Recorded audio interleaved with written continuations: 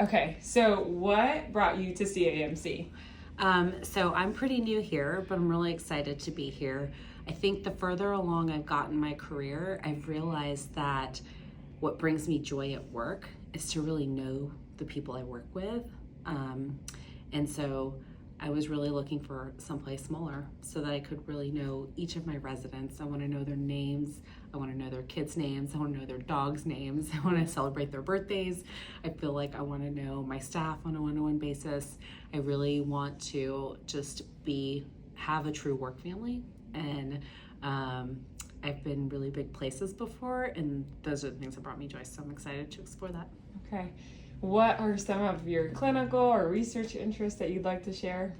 Yeah, so I'm a pediatric ER global health fellowship trained physician. And so in the ER, some of the cool things I've liked to do is looking at video discharge related to how that helps, especially with literacy in terms of understanding discharge instructions.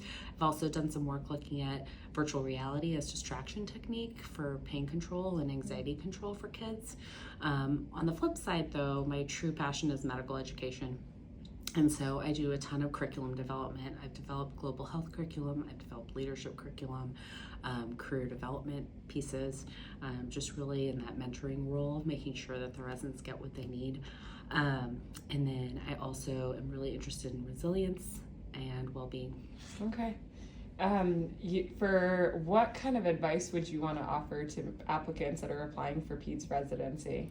Yeah, I think it's really interesting that you go through all this education and then you get thrown into a jumble called the match to decide where you're going to live for the next 3 years.